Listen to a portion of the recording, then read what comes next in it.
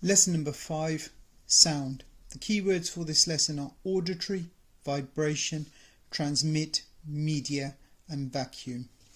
The question we need to answer in this lesson is, how is sound transmitted and detected? Now have a go at the first knowledge check. Once you've completed the first knowledge check, come back and check your answers. Let's check our answers to the first knowledge check.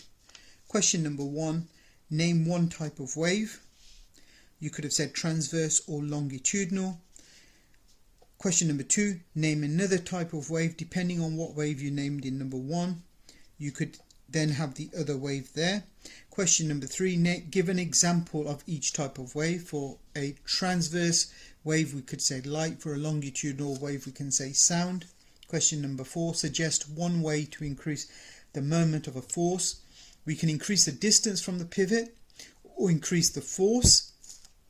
Question number 5, suggest a way to reduce friction. You could add lubrication, for example apply oil. Question number 6, write the unit for acceleration. The units for acceleration are meters per second squared. Describe a vector quantity. A vector quantity is a quantity with magnitude and direction. Question number 8, the two possible states of motion if an object has no forces acting on it or no resultant forces: stationary or travelling at constant velocity. What is a sound wave? Sound is a vibration that travels through the air or other substances. Other substances are also called media to our ear. So sound is a vibration that travels through air or other substances. These other substances can be solids, liquids, or like air, a gas. And we detect sound with our ears. To cause a sound you need a vibration, so a disturbance.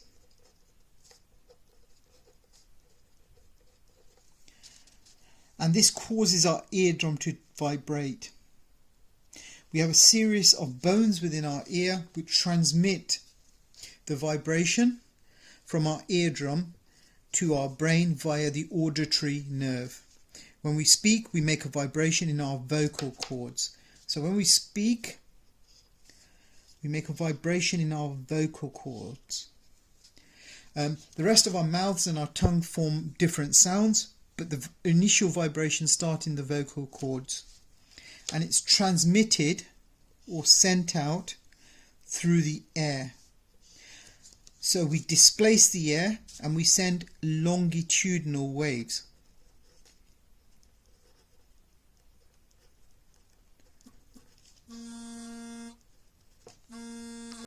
Before we move on to the next activity, I just want to describe how sound moves from or through different materials. So we have solids, liquids and gases.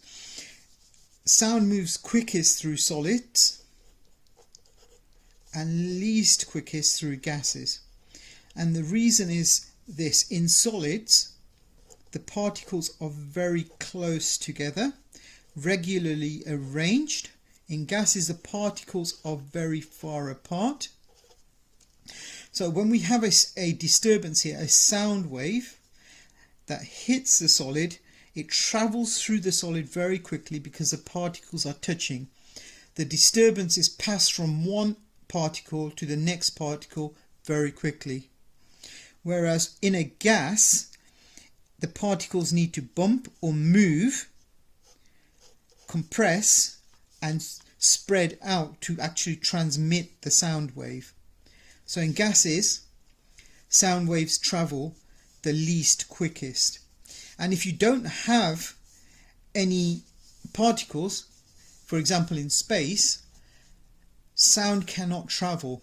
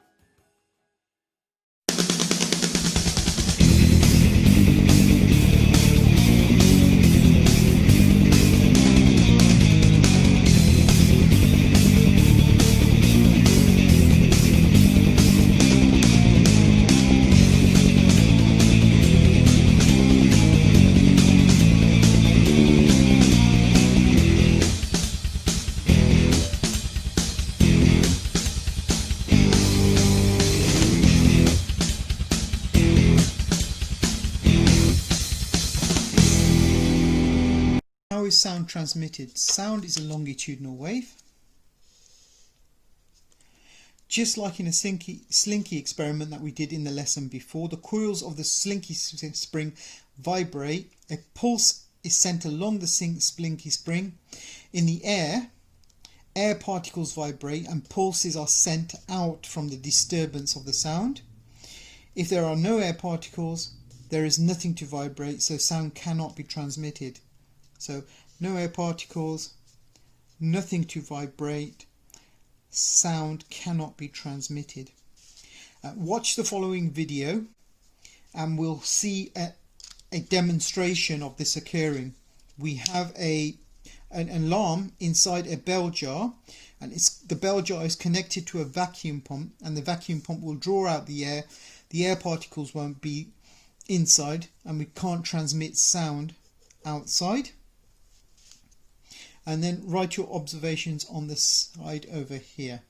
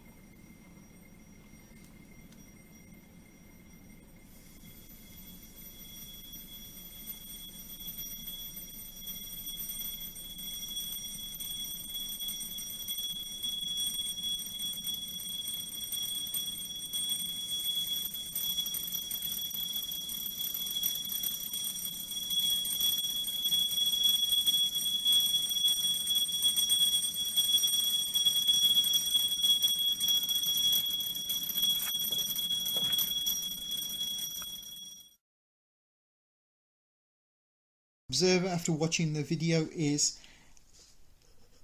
as the air particles are removed,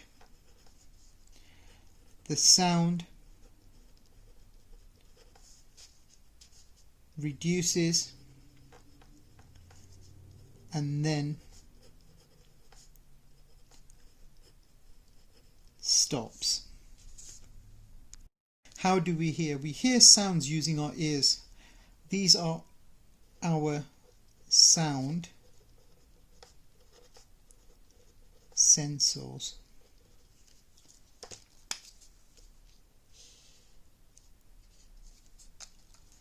The ear can detect a wide range of sounds of different frequencies, and normal hearing is from 20 to 20,000 hertz or 20 kilohertz. So 20 kilo, remember kilo is 1,000.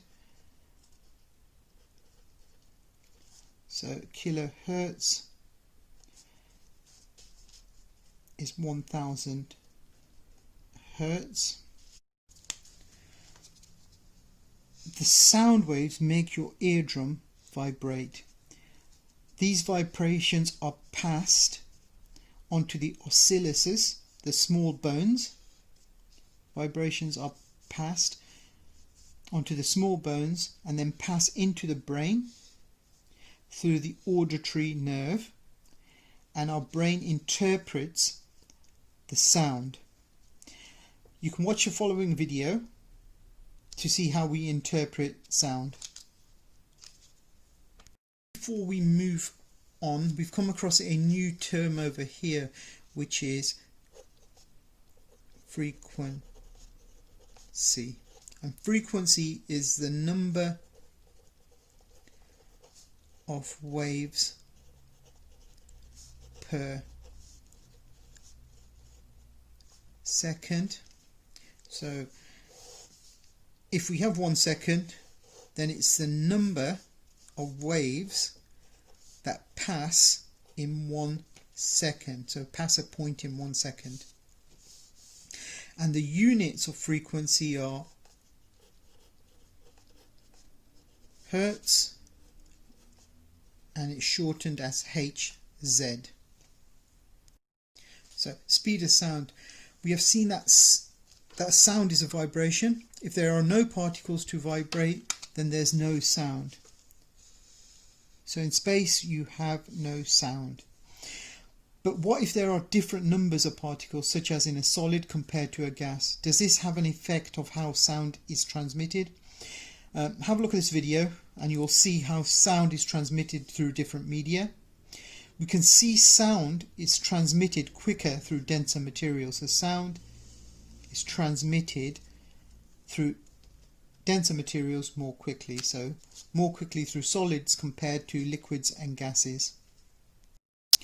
Range of hearing. Although our eardrum vibrates when sound waves hit it, our ears cannot hear every sound. We hear sound waves from about 20 Hz to 20,000 Hz. The frequency range of human hearing is limited due to many factors, such as the size of the eardrum and our biology. We can test our hearing range using the following clip. So watch the following clip and it will take you through the frequency ranges. There are a lot of animals with much greater hearing range than humans. So have a look at the next video and you can see how different animals hear. Now have a go at the last knowledge check. When you've completed the knowledge check, come back and check the answers. Our answers to the last knowledge check. Describe a sound wave. A sound wave is a longitudinal wave.